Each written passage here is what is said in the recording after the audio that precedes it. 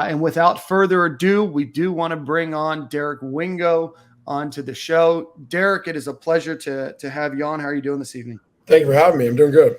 Absolutely, man. Well, first of all, Dan already said it. Just want to lead off with an STA pride. That's the only one. That's it. We're only going to talk about the college years. You're not going to cap me on St. Thomas Aquinas love on the podcast, Dan. That's uncapped.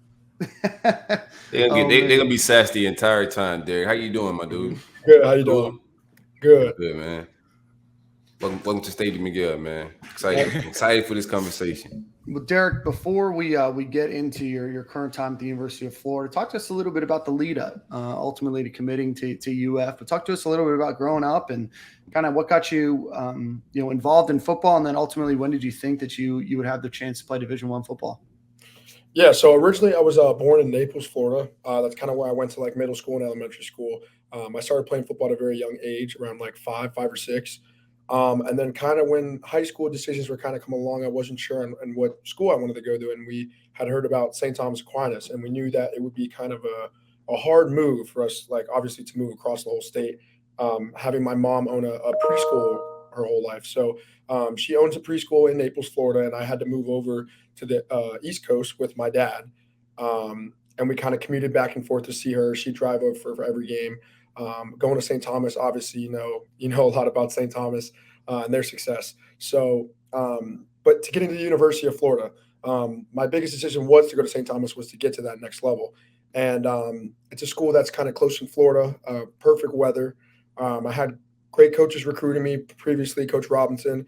They had a good coaching staff. And I kind of wanted to stay close to family. I was separated from my mom through the entirety of high school. So I thought it would have been the coolest thing to be able to, have her be able to come to every game and be able to be there for me and be able to see me as my journey goes on. So I think that was one of the biggest things that went into making the decision to come to the University of Florida. And now that we're here, she actually lives in Gainesville with both my dad and my mom live up here.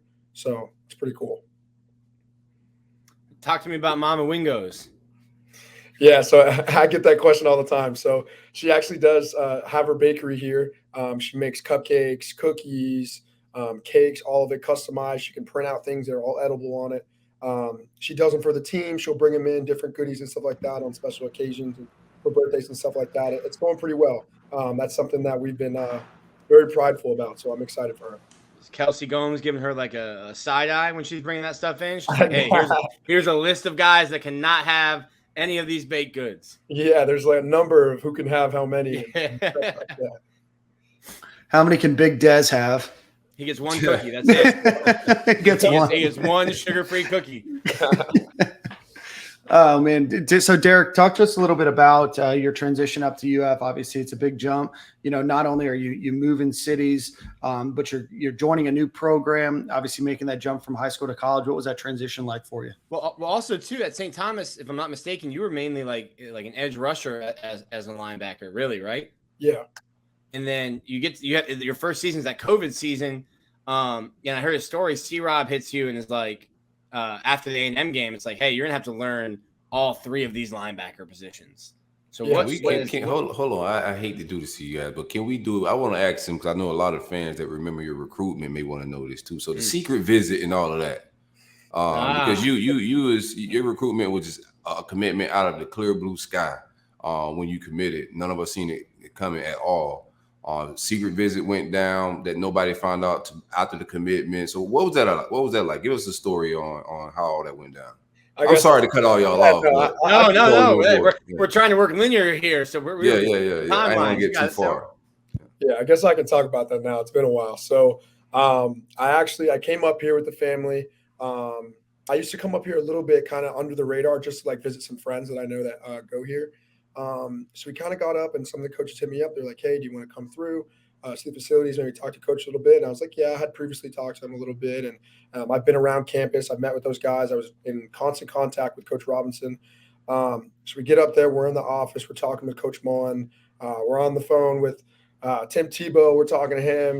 We're all chatting it up. So it's pretty cool. And that's my favorite. That's my mom's favorite guy. That's by far her favorite of all time. So my mom too, bro. Go look at her Facebook, bro. All that shit. Yeah, she loves him. So originally I had told Coach Mullen that this is the school that I want to be with, but out of respect, I would never like say anything or be open with it because I obviously wanted to respect Penn State and I wanted to be able to talk to Coach Franklin first. I wanted to be able to go back up there and just kind of make sure everything was clear. So, because I didn't want to be disrespectful in any kind of way. But somehow, some way, someone else had posted it. I guess they saw me leaving or something like that, and it kind of blew up a little bit. And then someone had posted that I had flipped already and committed to the University of Florida. And I was like, so I'm getting calls left and right. I was sleeping in the car on the way home, and I'm just like, man. So I get calls, I get on the phone with Coach Franklin and stuff like that. And it was a good conversation because those guys are very respectful up there. They know what they're doing. And I kind of kindly just kind of went over it with them and say, listen, I really want to make the best decision for me and my family. Obviously things weren't the best at that time. So, and I gave them the information. And after that, I kind of worked with an editor, stuff like that, and got it out there on social media. Who was the paparazzi that caught you? I don't know to this day. To this day, haven't figured it out. To this day, haven't figured it out. That thing starts spreading like wildfire, yep. Man. It spread like wildfire. I hit my DMs like, yo, Wingo's on campus, man. I'm like, what? Hey, Derek, I've got a question just about recruiting. You know, we've talked to a lot of former players, you know, a lot that you know, played at UF in the, you know, like 2006 to like 2012, 2013, where, you know, there was Rivals and ESPN, and there was certainly a following of recruiting. But I mean, it was really kind of your class that, you know, saw, you know, a huge move over to Twitter and to Instagram and to social media, and not only following players on these websites, but now following them, you know, on social media. What was that like? And how do you drown out some of that noise? And, you know, what, I mean, I guess what's it like growing up in this social media age where, you know, you're being, you know, recruited heavily by a lot of different schools. You're going to make multiple fan bases upset by your decision. But how do you work through some of that noise as a teenager? Yeah, I'd say the biggest thing is going to St. Thomas. I got help from that. We had guys who came in and helped you manage that kind of stuff and kind of walked you through it. But as a young athlete, nowadays especially, you have to learn how to manage it. You have to learn how to manage being able to still play on the field, whether or not, and then in school, and then it's kind of that social media and stuff. So now a lot of guys are learning like that. I'm having to learn it all over again with NIL, because that's another thing that's popping up is you have to learn how to balance NIL and still being in school and playing football. Obviously, playing football is like the number one thing that you have to focus on. So just kind of being able to be mature about it, not always being stuck to your phone and all up. But at the same time, if you can do that and have an advantage to that, that's huge for you. And I'd say that social media was huge for me, being able to kind of get videos out there, workout videos, use Twitter the correct way, kind of make sure you're having all the positive things on your page so that doesn't come back to bite you in the future. So if like my biggest thing is if you're able to be able to do that and still have success in all the other fields, I think it's great. You have a lot of that support now, but like when you were like 16, 17, going on secret visits, you're committing the fan base, you put it on mute. Do you just put Twitter away? You just not check your mentions? I mean, and it's gotta be a lot mentally. Yeah, I would think that at a young age, I was able to realize that, and especially even now, there's going to be people out there who are going to say bad things. There's people over there who's going to support you. And at the end of the day, when you look your name up on Twitter and you're seeing all those things about you, you just have to kind of realize, you know, some of these people saying these things are, come on. So, I mean, but you never know. So you just kind of have to ignore it, be the bigger person about it, and just be mature. Cool. Nick? Yeah, I shoot, I don't know if I'd look my name up on Twitter, especially if I had like a bad game. I think that's probably when you're probably most tempted to do it, but I don't know if that's good for the mental health. So getting back into it, how did St. Thomas? I mean, it seems like you made a business decision. Like, hey, I'm leaving Naples. I'm going to St. Thomas because there's a proven track record of them developing guys and getting guys to Division I. And then you make a business decision to come to Florida. What was your immediate, I guess, introduction to Gainesville and introduction to that program and that system? How did that transformation or that transition go? I'd say it went actually pretty well. But obviously, like most people know, that I have never played off the ball linebacker. That's something that I did struggle with. Even at St. Thomas, I wasn't very good at it. That's why they had me on the edge, and that's where I had my most success. So I'd say during the COVID year, as most people do know, I did struggle a lot learning how to kind of play off the ball. I wasn't really sure how to do it. When blockers would come up to you, I was still learning how to kind of get off that and be able to shuffle around. So Coach Robinson had a lot to develop with me with that, being able to have extra time in the film room, understanding the offense a little better, because I did come from the offensive side of the ball way back when. And my freshman and sophomore year at St. Thomas, I played quarterback. So I understand a little bit more on how the offense works and be able to look at that. So just kind of developing my freshman year and my sophomore year, understanding a little bit better, and now having Coach Bateman come in and really this spring season being able to finally kind of put the touches together, and having guys like Ventrell Miller coming back is huge. Being able to have the experience from him and really understanding the game has just kind of helped me elevate to playing off the ball. What was that meeting like? Because I mean, when you guys get home from Texas A&M in 2020, that Sunday you guys start getting tests, and like positive tests start coming back, and you don't know that the Missouri game is going to get canceled. And it's just like, yo, Derek, we need you to know how to play all three of these positions, which you're still learning, but you need to know just in case we play and like you might have to start at Mike. And you're like, what? Yeah, I think I actually loved it, because I'm a guy who loves to kind of be in the film room, loves to write down notes and stuff like that. And I feel that as a Mike linebacker, as like a leader that you feel on the defense, you should be able to understand every position on the field. And if you don't, it can only hurt the other people around you. So just kind of being able to learn that. Obviously, I was very interested in being able to play like the Sam linebacker on the outside, because that's something I've done my whole life. So just kind of that felt more as an opportunity for me when they came to me and told me that. Okay. Do you feel comfortable now? Yeah, 100%. Especially after this spring season, getting to know this coaching staff better, understanding my position, my body, and how I can be able to make plays, and learning this new playbook. I'm very confident with Coach Tony and what they have going for me, and just kind of my playmaking ability now that I've been able to develop a little bit more. Real quick before you move forward, Nick, what did you feel about the last defense that hindered your growth a little bit? If you would say there was something. One thing that I would say that hindered my growth was not everyone was always on the same page. And I feel that can hurt a lot of athletes, because when you're on the field with 10 other guys and everyone's not kind of thinking the same way or feeling the same way, and I'm going this way, like there's some plays that I can look back from film from last year where I'm going the right way and someone else is going the wrong way, but it looks like I'm completely not knowing what I'm doing. And I know that as like being able to watch film a little bit more.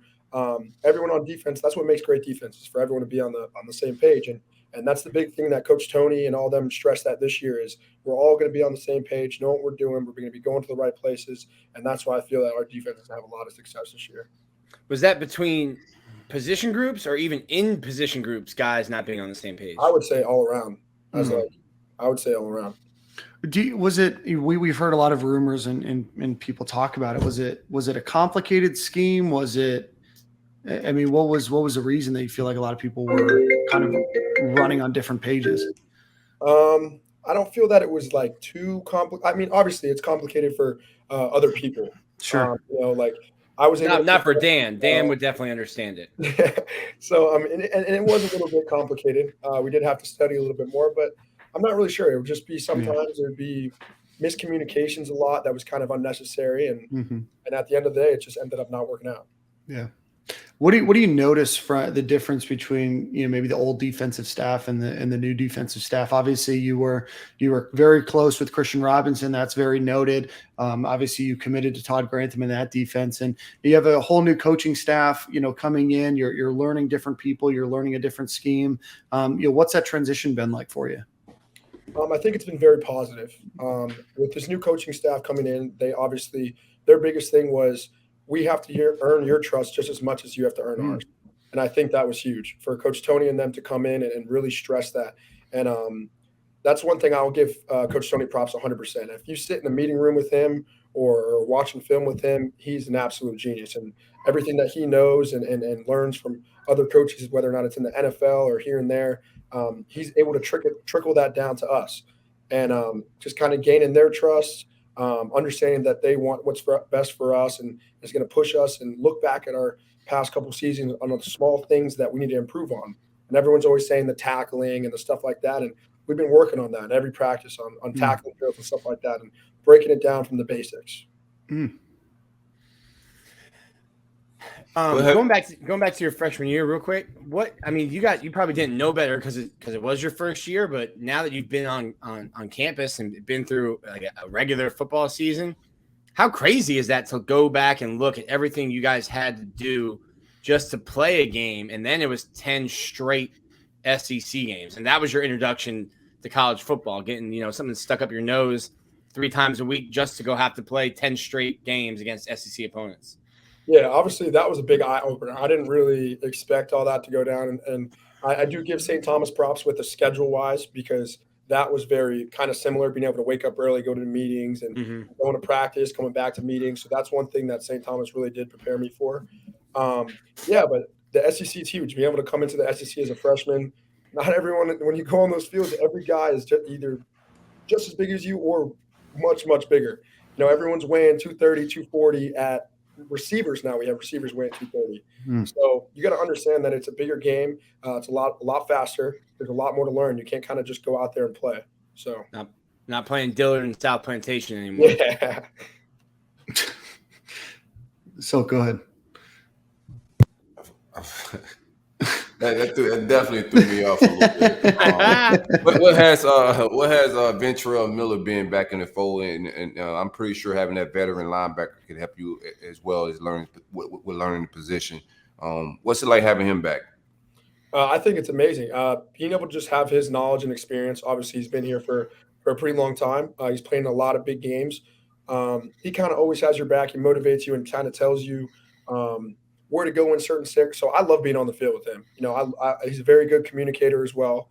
A lot of the guys look up to him. And, if I'm on the field with him, I look left, we double check and make sure we both know we're on the same page, always going the same direction. He's played in a lot of big games, made a lot of big plays. So to have someone like that and experience next year is amazing. Yeah, I thought it was fun watching you and DeJuan both run around out there, man. Both of you guys are extremely athletic. We get to see you. I got to see you do some flips and whatnot, somersaults during your high school career. Haven't seen any in college. Who got the better flips, you or AR? All I've seen is AR do is a backflip so far. That's it. That's all he got. Yeah, I don't know. I still can do them. I don't want to encourage him to do more. Don't have me be the guy.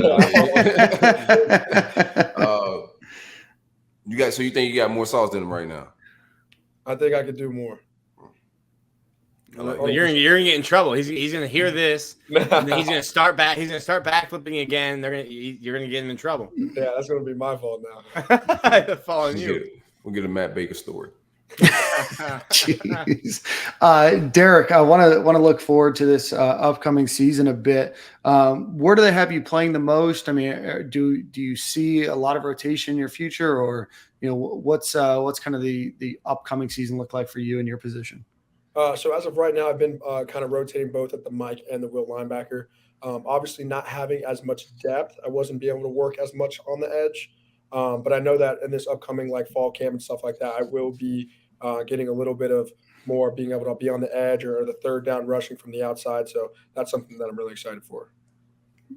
Perfect. It seems like there's a lot of guys there on the edge, and you really didn't have that depth, especially with Ventrell and his schedule not being there 2 out of the 3 days. Yeah. So just bodies inside a linebacker. Yeah, definitely. What looking at the schedule, obviously Utah's a big opener, but are there any games you've circled like teams talk about like revenge tours and getting teams back that beat them? Is there any team you're looking forward to playing next year? Yeah, I'd say definitely the Utah game. Obviously, that's going to be a huge opener. I think we're going away to Texas A&M and away to Tennessee are going to be huge games to win for us. Obviously, we played at Tennessee 2 years ago, but there wasn't a full capacity because it was COVID. So I think that's going to be a very loud and vicious game. You know how their fans are, so I'm excited for that. Same thing for Tennessee as well. And then I'm super excited to be able to play LSU at home. I'm ready to get that back. I'm ready to finally close that off because that's always been huge. And then FSU, obviously. On a Friday night. Don't lose no sleep on that one, Derek. Friday Night Lights in Tallahassee. Yeah, so it should be a cakewalk. Some of my family members actually were always FSU fans. Sorry to hear that. So I'm super excited to be able to go and play in that stadium and be able to tear it up. Real quick, Derek. Back at Kyle Field, that was where you started your career. That was the opener in 2020, wasn't it? Where was that? Texas A&M. Wasn't that the first game in 2020 or no? No, that was the yeah. third game. Just Yeah, kidding. Ole Miss that was the first third one. game. Yeah. Samford was the first one at home. Go ahead, Sil. I'm sure all the fans want to know from a leadership standpoint, man.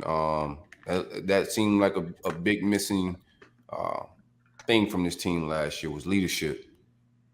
Yeah, I'd say that it was kind of. I feel like the leaders were there, but it was just kind of all over the place.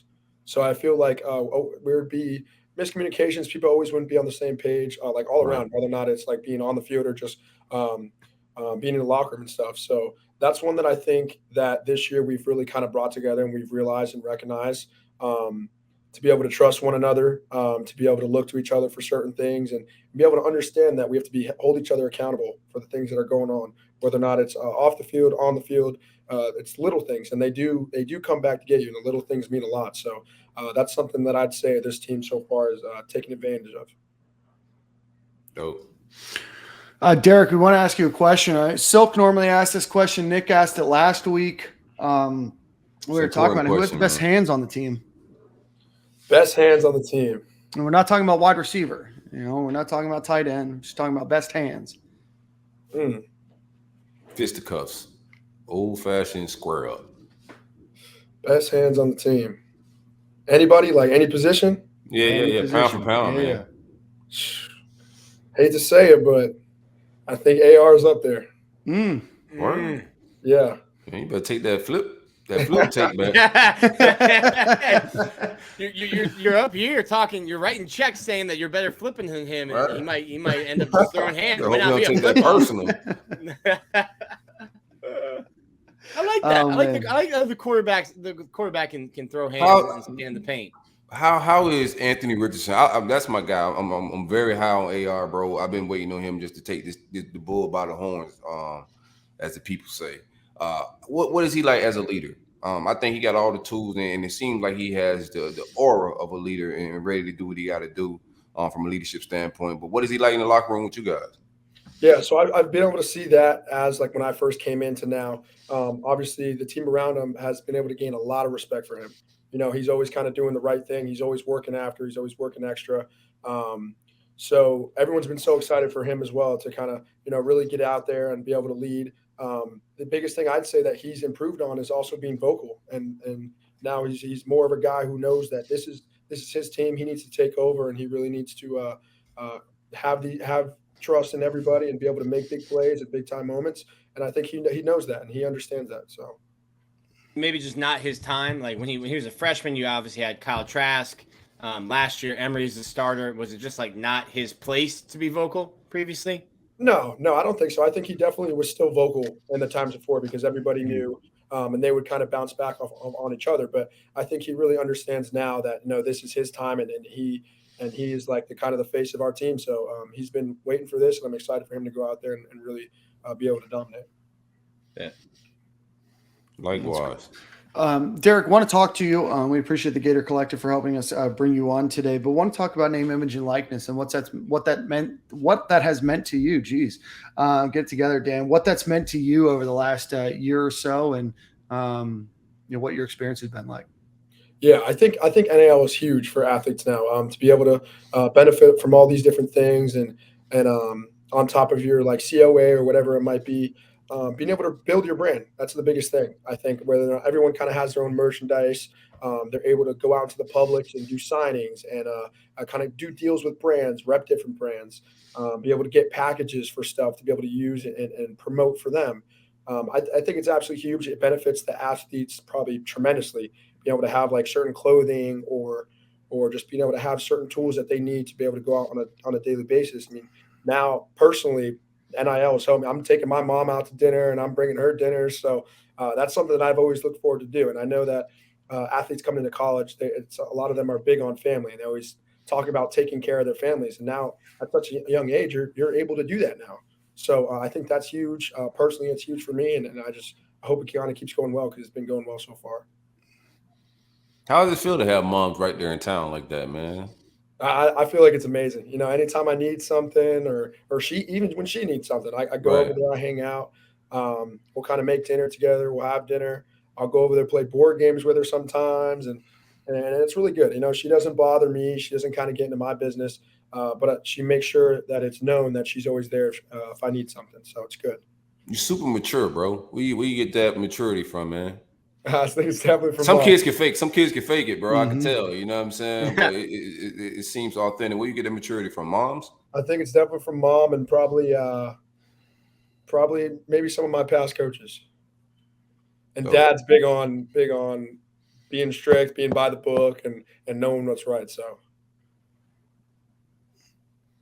That's awesome, man. Well, we appreciate your time, Derek. Real quick. Go We ahead. don't ask this enough. What moving to Gainesville? Dan already talked to me about being a foodie. We were doing that in a segment. Best food spot in Gainesville. best food spot. I think there's a couple. I don't know the names off the top of my head, but there's some of the food trucks. It never goes well, Nick. That's why we stopped asking it. We had Mahmoud on. And I asked him best food. He said none, and I was like, all right. There's a couple food trucks that are pretty good. That Probably I shouldn't have asked him though. No. Couple Shouldn't food have trucks. Which ones? shouldn't Do you remember? No, but some of them are right here by. Gosh, it's like 2 minutes. Oh, what's that? It's called like Fourth. It's like the 4th Street or Innovation something. Yeah, one of those right there. I know Luke's Bagels is good. We got an NIL deal with them. Okay. I'm always looking for- Good job. Yeah, Best bagel in Gainesville. Yeah. They listen. I know it, man. Luke's As is the Derek- best bagel. As I don't Derek have, has I don't always have an NIL said. deal. That is the best. That's the best bagel in Gainesville. Listeners, when y'all definitely. swing by there, tell them Derek sent y'all, man. Yeah. Oh man. And you're wearing some of your merch. yeah. Yeah, check that NIL, out. Dan. I If love you're it. watching YouTube, you can check the visuals. Check out my man Derek Wingo. Tell them where they can find your merch at. I actually have a link in my bio, both on Instagram and Twitter. You guys can go check that out. It has lists of the shirts, the jackets, the hats, all of it are on there. I'm doing another drop here very soon with some new clothing. That'll be up posted. I'll have that posted everywhere around, so you guys can see that with the link attached to it. Derek, I want to ask you about a few of the things in the background. You got a Pippen jersey. Is that the Michael Jordan shot? Yeah, I got the Michael Jordan. Okay. Michael Jordan one and the Scottie Pippen one. I got the both of those in black and red. All right. I got the Pippen in red, but it's not. It don't look crisp. It's real. It's real, and it's from 8th grade, literally. Yeah, these And ones I are, still these got ones it. are actually from my mom back when she was in high school. She Oh, kinda dope. Yeah. I would ask you how old your mom, but that'd be like, you know what I'm saying? That'd be disrespectful. But And it Probably looks like around the that same girl age. is shooting you with an arrow on your TV. Man. Oh, I was watching from our that. perspective. What are you I know watching what- these days? look, he just asked about TV. We just holding you up now at this point. Just keep them here. What do college kids do these days, man? Derek, please don't leave. Yeah. What video games are we playing? No, Derek, we appreciate it, man. Hey, let everybody know where on social media they can follow you.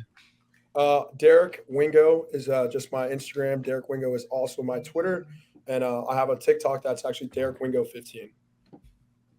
And was 15 with mom loving Tebow? Was that a connection? No, with so I've number? actually always had 15. I had 15 at St. Thomas, and that was just Mhm. kind of my number that I picked. Gotcha. Nice. And Mama Wingos as well. So that's Mama the elite Gator Wingos. number too, by the way. That's Mama the elite Wingos. Gator number. Riedel, Tebow. It's the elite Gator number. Luches Purifoy. Hey. I said, Oh that's man, what, I we'll- mean, hey, he had a great season. He did have a great run. he did. Shout out to Luch. All right, man, we gotta let you go. Derek. I'll let you go, Derek. Hey, hit have a up. good Thanks, one, Derek. bro. We appreciate I you, brother. appreciate it. Hit appreciate up you guys Luke's for having me. Bagels. All right, brother. Derek Wingo.